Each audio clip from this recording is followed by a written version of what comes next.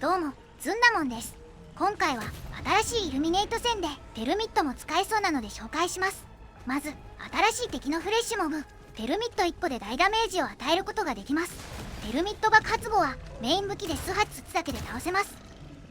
刺さる場所によってはテルミットのダメージだけで倒せることもありました。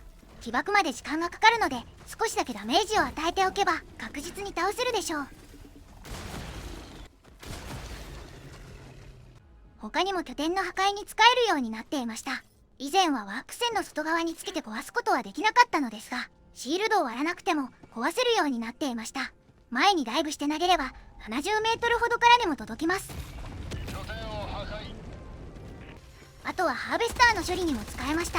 シールドを破壊してから顔のあたりに刺さればテルミット1個で倒せる感じです。刺さる場所によっては倒れないこともありますが、中装甲以上の武器で足の付け根を狙えばすぐに倒れます。また低装交換2なら青く光る目を狙いましょう。またしても管理民主主義の勝利である。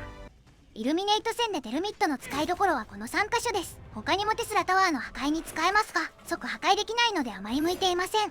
テルミットを使いやすい構成はイラクター、スタルワーと補給パック、あとはお好みですがイーグル機重装車、ガス弾頭などが良いと思います。イラクターとスタルワーとを持てば対処できない敵はいないので確認してみましょう。フレッシュモブはテルミットを使わなくてもそれなりの速さで倒せます。破片の当たり方でばらつきはありますが、イラクターだと2から4発といった感じです。イラクター2発で倒れなくて接近された場合も発射レートマックスのスタルを後で追撃すればこれぐらいで倒すことができます。ウォッチャーはスタルは後で対処しましょう。スタルは後だけだとワンマガジンの半分ぐらいで倒すことができます。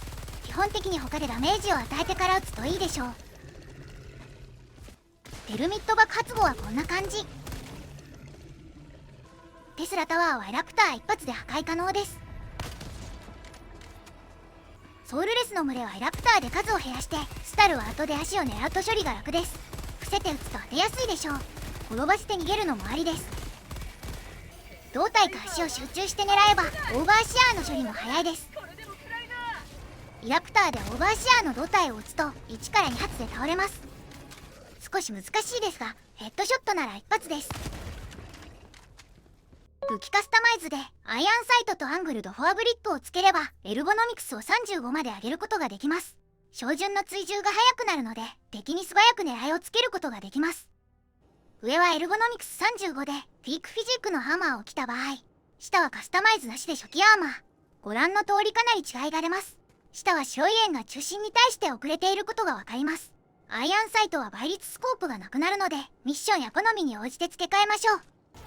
イラクターでハーベスターを倒す場合は2発でシールドを破壊できることが多かった。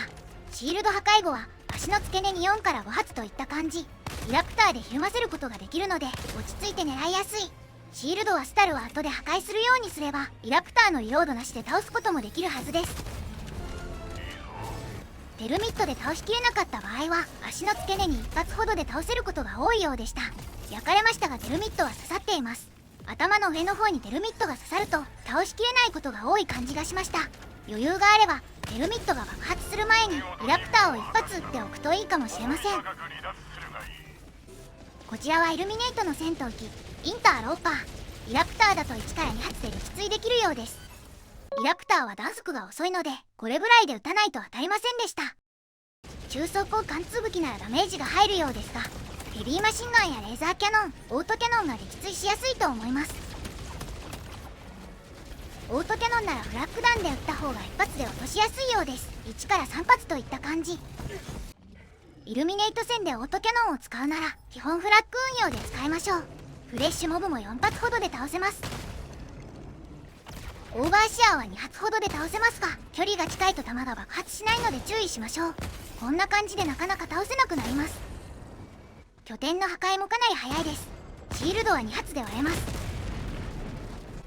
ハーベスターの場合はシールドをフラッグかメイン武器で破壊して AP 弾で足の付け根を狙いましょう。当てれば大きくよろめくので一方的に攻撃できます。正確に当てれば4発ほどで倒せるようです。イルミネートに新しい敵が追加されてその分も考えた構成にしないとミッション達成が難しくなりました。フレッシュモブとインターローパーは厄介なので対抗策を考えて挑みたいところです。まだまだわからないことが多いですが、今回はここまで。ざっくりずんだもんでした。